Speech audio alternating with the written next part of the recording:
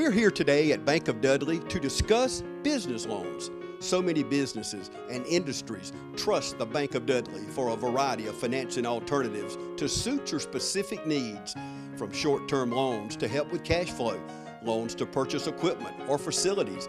At Bank of Dudley, we have commercial mortgage loans, capital improvement loans for construction or renovation.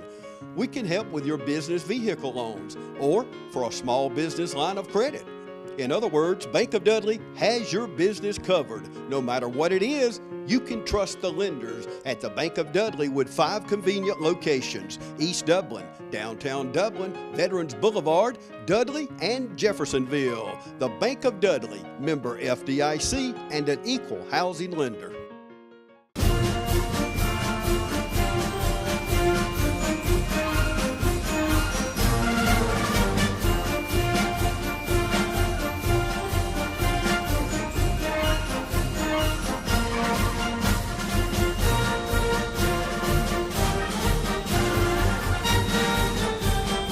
Hello everybody and welcome to TV35. My name is Ethan Lowe and welcome to a very special day. It's Veterans Day, and I know Dublin has a lot of veterans in it, with the VA being here and Warner Robins Air Force Base being just an hour up the road. So I went to East Lawrence High School, decided to talk to some of the veterans over there and get to know them more. Okay, my name is Ellen Peters, and I'm the school nurse here at East Lawrence Middle and High, and this is my 3rd year here, and I enjoy my job. Before that, I really didn't work very much. I raised my 2 sons, who are both at University of Georgia, and before that, I was in the military a long time ago. I only served 3 years, though, and I was out in Denver, Colorado. What branch did you serve in, and what was your job? I was an Army nurse, and I was stationed at Fitzsimmons Army Medical Center. What was your rank when you got out? When I got out, I was a 1st lieutenant, promotable. I was getting ready to be promoted to captain, but I chose to get out. Why did you choose nursing as your job in the Army? Well, because I went to nursing school at Boston College, and once you get a nursing degree and you join the military, you can go in as an officer. And so I decided to join as an officer. How was training? It was fun. It was fun. Officer basic camp training was not that hard. It's not like boot camp. Mm-hmm. We actually stayed in a motel, and but it was fun. I was in Fort Sam, Houston, Texas. So did you go through basic and officer training, or? Well, I went in as an officer. Okay, so if you have a 4-year degree in nursing, you go in as an officer. Okay. Why did you join in the first place? Honestly, I don't know. My best friend in college looked at me one day at the very end of our senior year, and she said, "What are you going to do when we graduate?" And I said, "I have no clue." And she said, "Let's join the Army." And I said, "Okay." So we joined, and we got stationed together in Denver, which was a great place to be. Did you ever get deployed? I did. It was called Reforger, Return the Forces to Germany, and I was stationed in Germany for 6 weeks. And it was just a group of nurses and doctors from all over the country, and we got together and we had like a MASH hospital, and we set up an OR, and we did some field operations, and we just took care of the troops during their training exercise in Germany. Right. So. Was it, when you got out of the service, was it hard to adapt back to real life? Not really. I was living in Denver, and I got a job working actually at the hospital that I was working at as an Army nurse, and then I worked a couple shifts there. But then I eventually ended up getting a job, actually, believe it or not, in insurance. I decided I wanted to get out of clinical nursing, so I went and worked for an insurance company using my nursing skills and background to do insurance claims. Okay. And is there anything you would like to say to the young recruits or soldiers now? Yeah, it was the best thing. It was the best decision I ever made. The friends that I made in the military are longtime friends. I'm still friends with all them. I enjoyed every minute of it. They take care of you. It's not a bad thing. And if you could put in 20 years, which I highly recommend, then you get a nice little pension. But I did not do that because I met my future husband in the military. So it was kind of hard to be married, be engaged, and not be stationed together. And so I chose to get out so that we could be, I could go where he was going to be stationed. Okay. So. Well, thank you. Okay. Is there anything, experiences or anything you want to say about when you're in there? Just that the people are great. The training is excellent. The doctors are well trained. I really enjoyed it. I kind of wish I had stayed in longer, but you know, you can't regret everything. But if I had stayed in longer, I may not be at this job, and I love this job too. So. Well, thank you for speaking with us today. Okay. And thank you again for serving our country. Thank you. Okay. My name is James Lawhorn, or Jamie Lawhorn. I'm the principal at East Lawrence Middle School. This is my first year as a principal at East Lawrence Middle School. Prior to this, I was the principal at East Lawrence Primary, and I was also the assistant principal here and at East Lawrence High School for a few years. Okay, so tell us what branch you're in and what job you did in the military. I've been in the Army Reserves for this January will make 19 years. I started out as an enlisted soldier, an E4, in the unit here in Dublin back in 2001, and I've been in ever since. I got commissioned in 2004. I've been an officer ever since 2004. Made major about 3 years ago, 3.5 years ago. I was picked up for major. So yeah. So tell us a little bit from the beginning to where you are now, when you first signed, and how that all started. Well, when I graduated from college, I owed $20,000 for college loans, and I was trying to figure out a way I could pay those back. And the Army recruiter talked to me about different ways that the Army would help pay for some of that stuff back.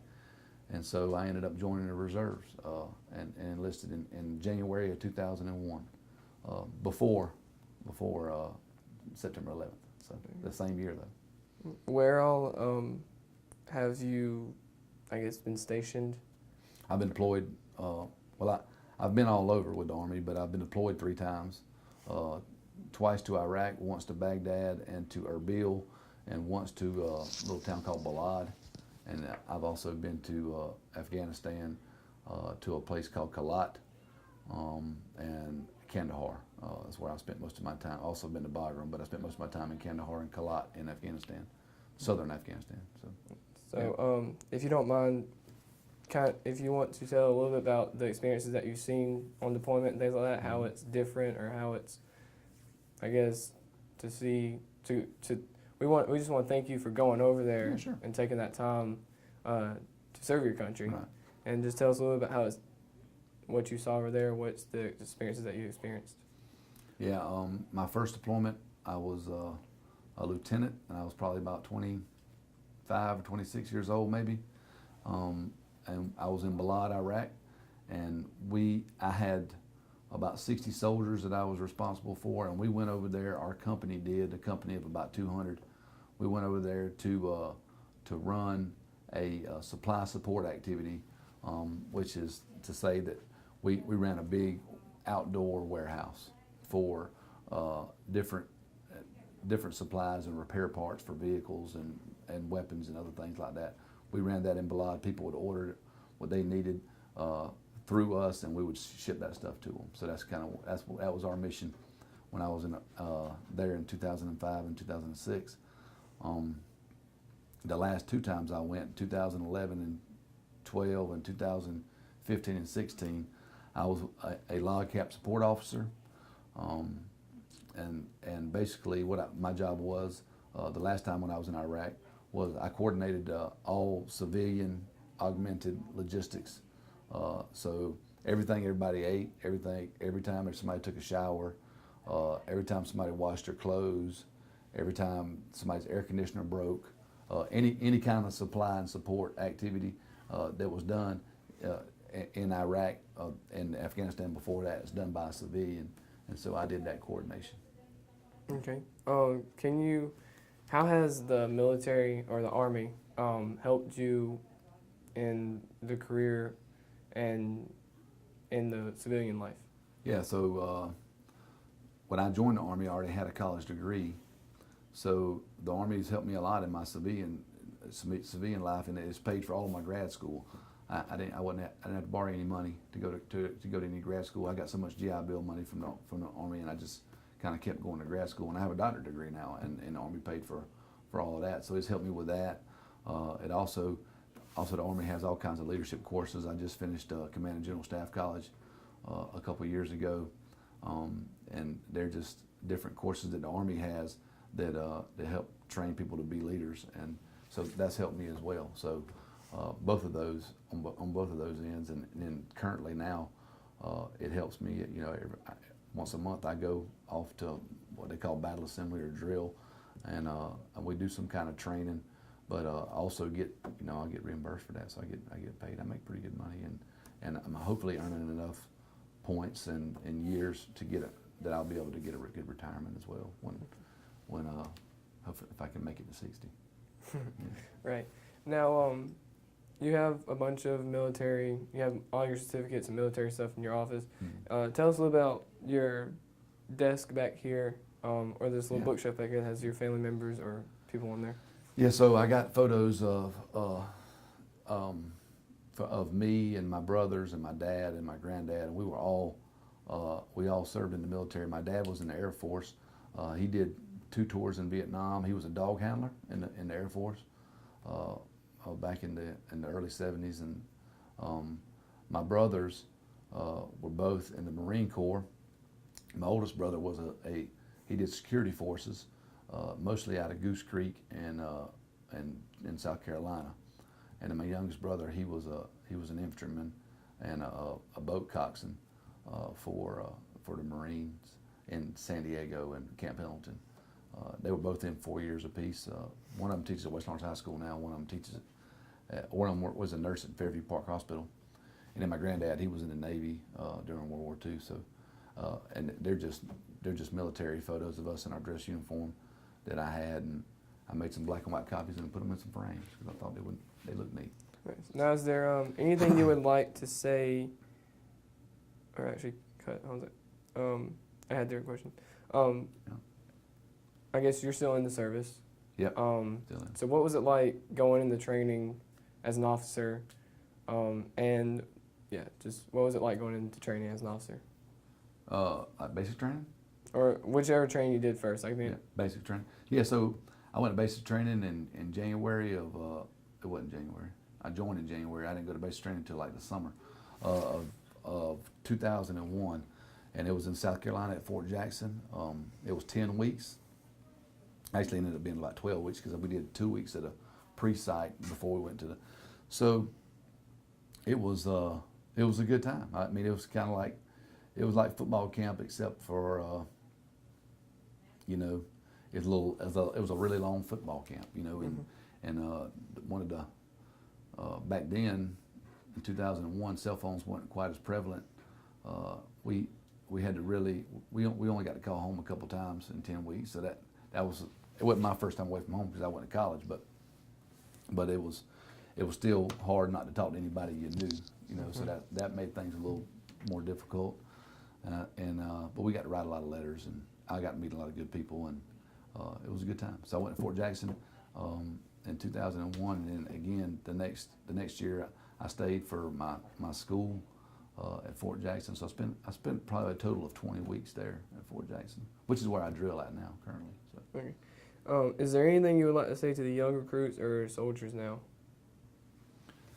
Well, I mean, I try to tell. You know, there's a lot of young soldiers in our units, and I see students here that joined, and I have some friends that have joined, and actually a nephew, Caleb Sanders, that joined. And I just try to tell all of them to watch their money, that when you're a young soldier and everybody knows that you have a steady income, that there'll be a lot of people to try to sell you things or take advantage of you. So I tell them to be smarter than that and to use their money to help them get ahead in life and not to spend on frivolous things that are in the moment kind of thing. I tell them that, and I also tell them to go to school. I tell them if you don't have a degree when you go in the Army, there's no reason why you shouldn't have one when you come out, because they will pay for your tuition and they will give you money while you go to school.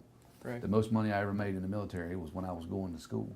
So when I was getting the GI Bill to get my advanced degrees, which I have, which I have here. So I would tell them to go to school. I tell them to watch their money. I tell them to to you know, everybody misses home, but not worry about home so much. Kind of be in the moment and wherever you're at, and enjoy what you're doing, why you're doing it. Right. Well, thank you, Mr. Longhorn, or Dr. Longhorn, for serving your country. Thank you for talking with us today, and just thank you again. Thank you. Thank you.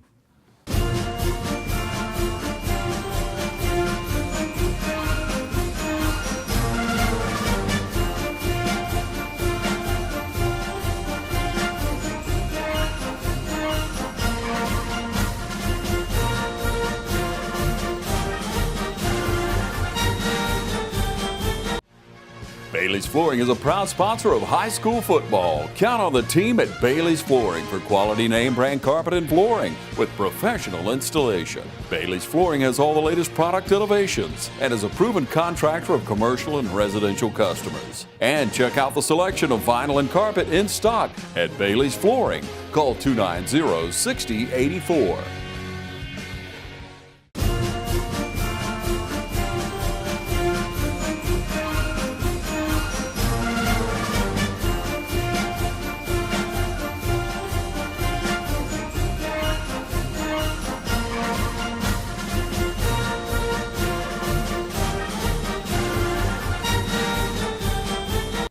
My name is Ed Mullis. I'm a paraprofessional and bus driver.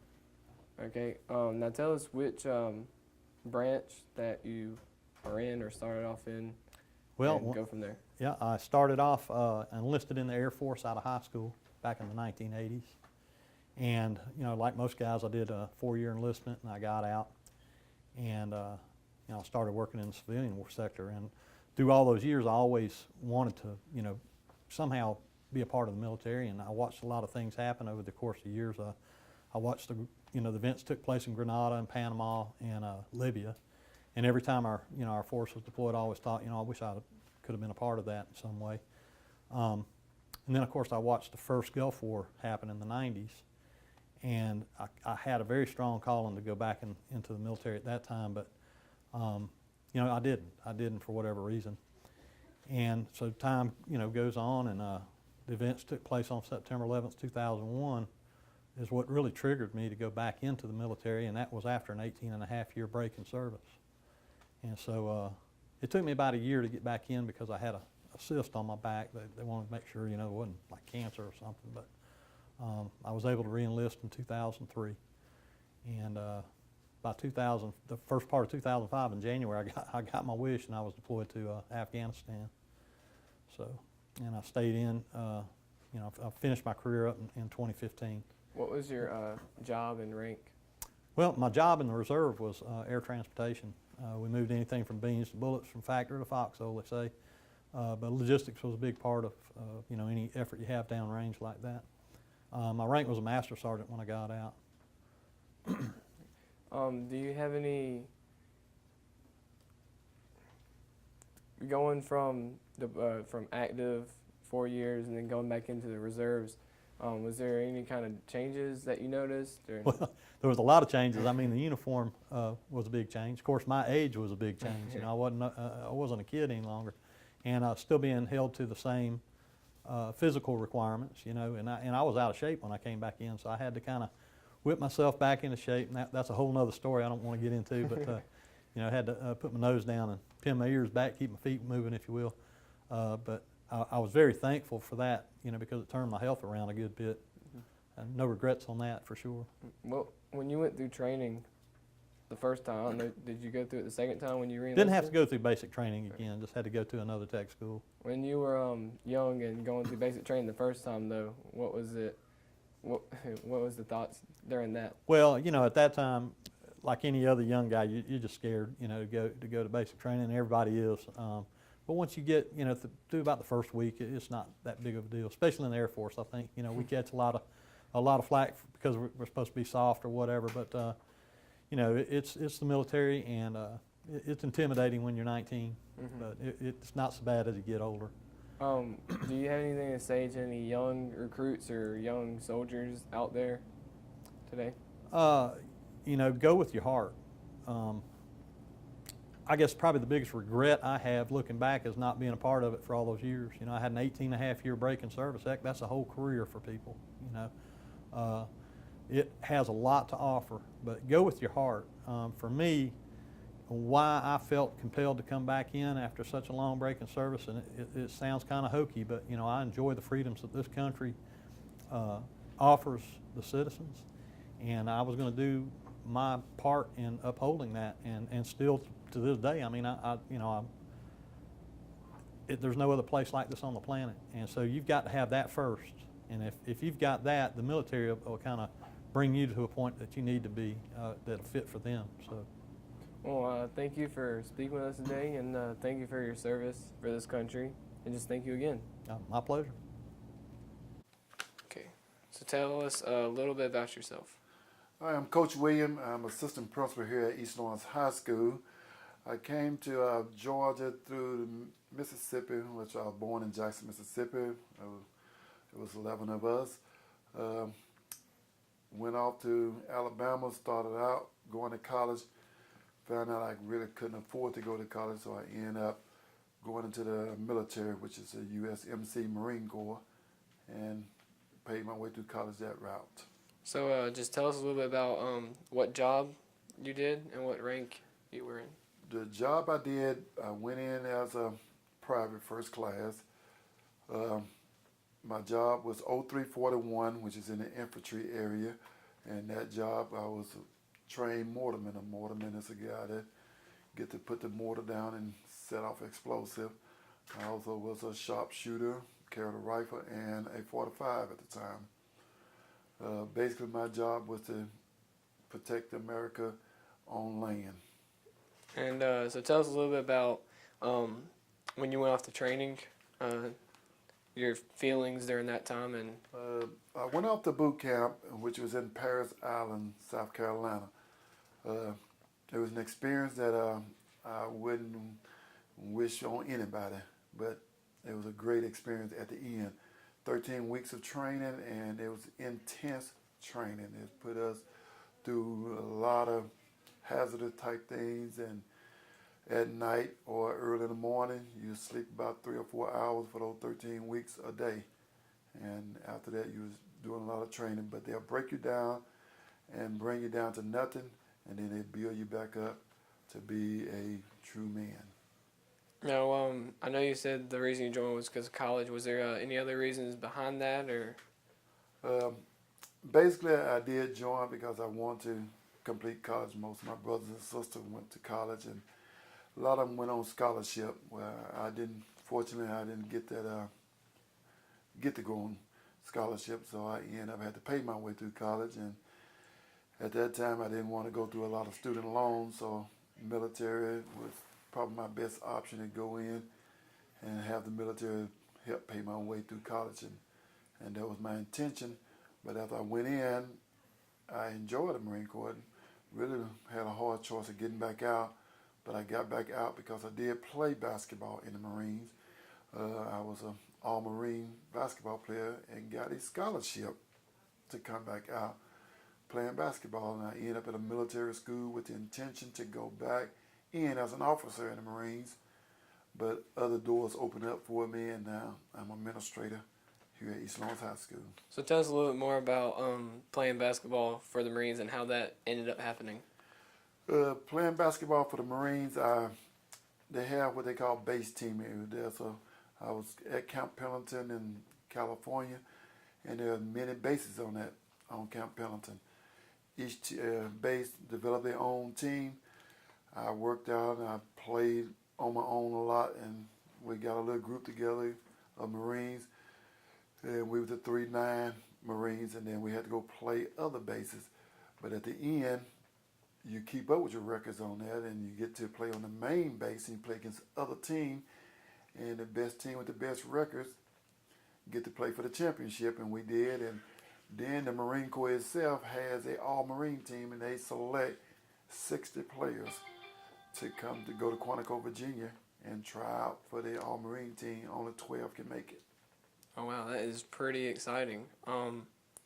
So you went to a Marine school after that, or military school after that, on that basketball scholarship. Tell us what military college is like. back then? I went to the University of North Georgia, which is in Dahlonega, Georgia, and military school is it's very cool. Really, it has its discipline and has its pros and cons about it. The pros about it, it really disciplines you and it makes sure that you're doing your work in school, but it's also getting you ready for the military, which if you graduate, you automatically go in as an officer, a lieutenant, if you graduate from military school. And that school, the girls, females did not have to be in the military part of it, and so they can go. But the guys, if you were under the age of 23 or not married or lived in that city, you had to get in the military part of it. Okay, that's really interesting. Tell us about, you're in for 4 years before you went to college or after you got out. Tell about the places that you were deployed or stationed at during those 4 years. During those 4 years, I was deployed pretty much. We went to Okinawa, Japan. We went to South Korea. We went to Guam and Philippines throughout my 4 years. I got to see most of the United States. We got to go to California, from California to Washington to D.C., to Virginia. And so I got to travel a lot, which I did enjoy. I love to travel. But probably my best experience was probably in Okinawa, Japan. Okay. So how has the Marine Corps helped you throughout your life now? As growing up, coming out of school, I was pretty much like a lot of students around here today. I was very immature, wasn't ready for college. I did try college my first year. Although I was paying, I was not doing as well as I needed to do because my self-discipline was not there. Going into the military, they put self-discipline in you. First, they'll put it in you through them, and then you'll develop it on your own, how to go to work, when to get up, when to go, when to eat, what time to eat. And so they put that in, and then at a time, you started utilizing your time a lot better. So going to the Marine Corps is kind of more like Uncle Sam is your father, the father you never had, and he put that father in you, and he said, you're going to do what I say and not what you want to do. Right. Now, I kind of want to go back on a point. When you were planning on becoming an officer when you're in military college, what job were you hoping for? What job were you going to do if you're an officer? Well, I wanted to go back in and get back in the infantry because I really do enjoy infantry, but I wanted to go. I think teaching was just something that was going to be in me regardless. Right. And so I'm going back into the Marine Corps, was going to go and try to teach young men how to become men and give them the experience that I had when I was coming in as a young boot and then getting out and coming back in as an officer. So I really wanted to go either be in boot camp and train young men or basically get into the field area where I can work with young men. When you got out of the military, for sure, what time period or what year was that? I got out, I did my 4-year tour, and in 1987, I went in 1983. In 1987, I was offered a scholarship to numerous colleges. At one time, I was going to stay in California to the University of Santa Barbara, but went in, looked at that campus, and even though I felt like I was a more mature person, I went in and went to visit that college, and that college sits out on a beach. And if you've ever been to a beach, you know what goes on a beach. So I feel like I was not going to be self-disciplined at a school. If I was going to get out of the military, I needed to graduate. Right. So when I visited North Georgia College, which was a military school, it was an area where I felt like it's military and they have discipline there, and I wouldn't have to work so hard trying to keep myself from not doing what I need to do. Right. Now, After you got out and some of the events that started to take place in the world, I know you continued your career as an administrator.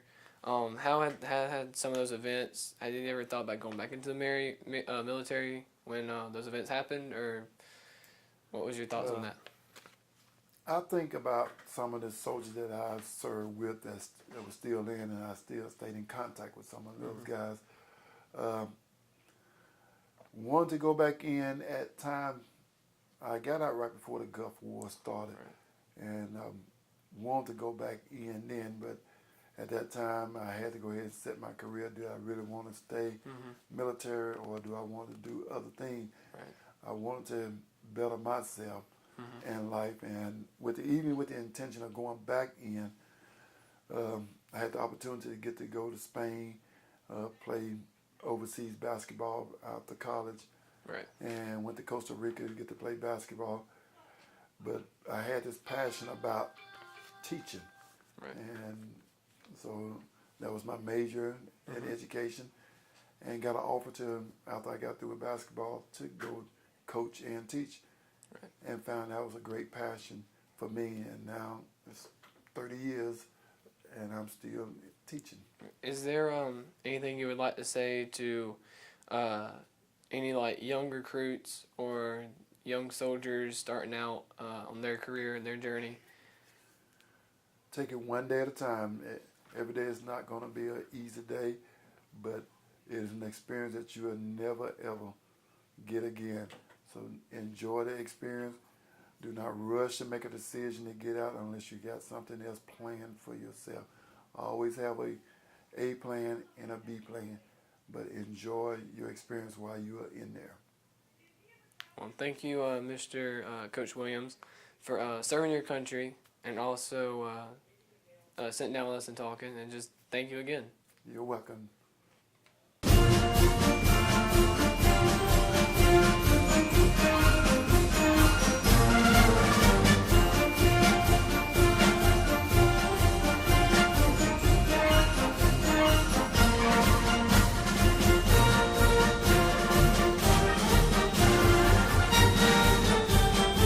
Welcome to Pitts Toyota, downtown Dublin, where people go to buy great cars at great prices. We're a family-owned and operated full-service automobile dealership, serving Middle Georgia since 1947.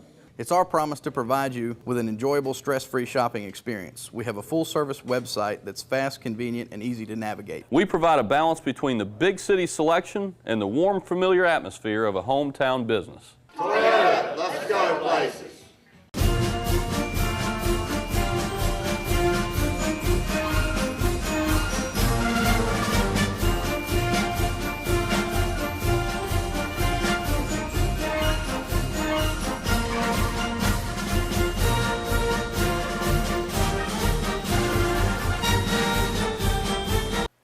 So first, start by telling us a little bit about yourself, Okay. what you do now, and just go from there. Okay, my name is Will Smith. I am a middle school teacher here at East Lawrence Middle School. I teach the career development courses here. Been teaching for the last going on 4 years, enjoying every bit of it. I'm delighted to be interviewed in reference to military service. I am a native of Burke County, Midville, Georgia. I've been here 22 years and enjoyed every bit of Lawrence County. Now, tell us a little bit about what branch you're in, what was your job, and what was your rank? I served in the United States Marine Corps, Corporal United States Marine Corps, and I was 2531. That was communications. So I worked with field artillery. I was able to go to various places such as Okinawa, Japan. I stayed in Cuba for quite a while, Norway, Denmark. I served also in Camp Lejeune, North Carolina for several years. And so the United States Marine Corps provided me an opportunity to see the world as a young country boy, but also get an experience that gave me the opportunity to just gain some more self-discipline to become the man that I am today. So tell us a little bit more about your job. What was kind of the requirements that you had to do for it while you're in the service? Okay, while in the Marine Corps as a 2531 communications, we would go out into the field and set up communication sites for different battalions, so we could talk with one another and call for fire if I work with field artillery, making sure that we are hitting our targets and practicing preparing for war when called upon. That was one of the biggest things for me, and also making sure that the camaraderie that was there. You know, we was very competitive and making sure that unit to unit were on pace and on one accord so that we can serve and strike when needed. And tell us a little bit of why you joined and how you ended up joining. Well, right there in Midville, Georgia, wasn't much to do, and I had a couple of friends that were older than me that already joined the Marine Corps, and they came home, and I watched them, and I was like, wow, this seems to be very exciting. They were very sharp and well-dressed and well-disciplined, and therefore I wanted a challenge. As a young man, I wanted a challenge, and so that challenge was to go to the best, which is the United States Marine Corps, the elite, a few good men, and so that gave me an opportunity right there when I saw my friends from home going into a branch that really called upon the best of the best. And so tell us about some of your experiences, like deployments, where you're all stationed. I know you mentioned a few. Yes, I served 1 year in Okinawa, Japan.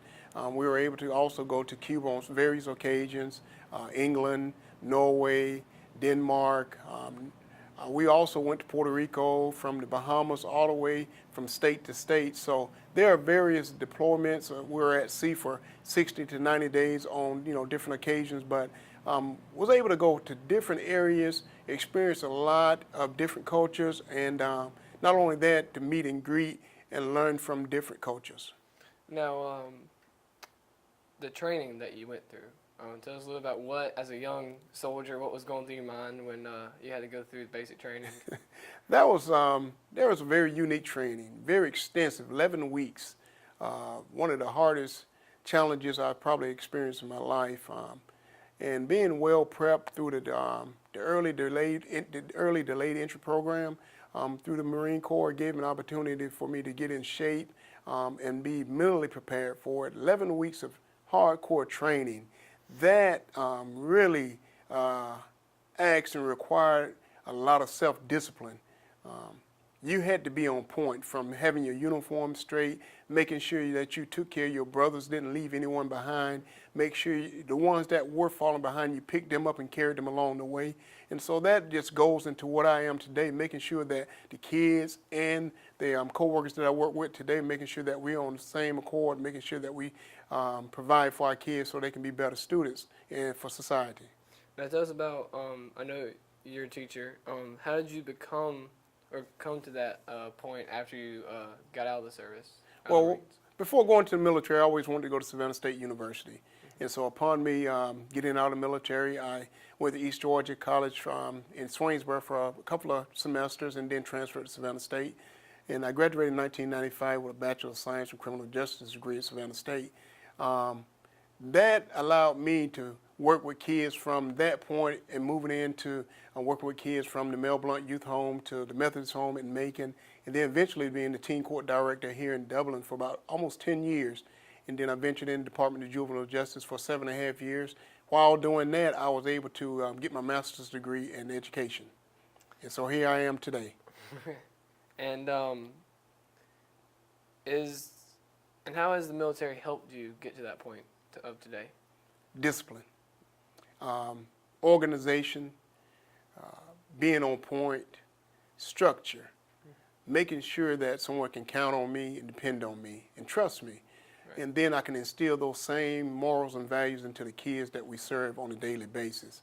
I am very particular about being on one accord, no matter if it's from the highest part of the administration to the last and the youngest student.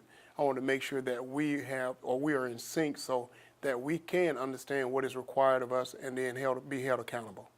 Whenever you got out of the Marine Corps, you served in a time where there wasn't a big conflict at the time, I'm assuming, right? Well, at the time I was getting ready to get out in 1989.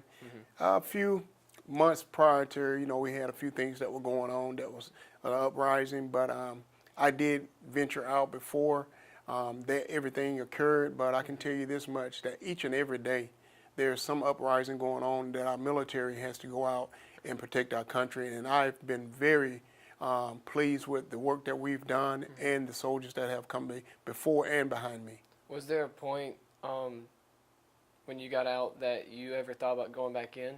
Well, I served in the Georgia National Guard, which is totally different from the United States Marine Corps. I never did really want to get out, but I wanted to change my MOS, and that didn't fall through, so therefore I got out and went on to college like I really dreamed to do. Is there anything you would like to say to any of the young recruits or young soldiers that out there now? Thank you. Continue to serve, continue to have that honor of that badge or whatever role that you play in our military. Continue to serve our country to the highest level. Keep fighting and standing for what is right. Even when it seems like we are defeated, we're never defeated because we are the best. Well, thank you, Mr. Smith, for speaking with us, and thank you for your service, and just thank you again. Thank you. Hoorah. You don't know if your peers or your neighbors or your teachers or pedestrians or coworkers have served in the military. So if you do know, get out and tell them thank you, because they've made a great sacrifice for this country. And don't just thank them on this particular day. Thank them every single day or every other day. My name is Ethan Lowe, and thank you for watching TV 35. Portions of this program are brought to you by Altera Networks.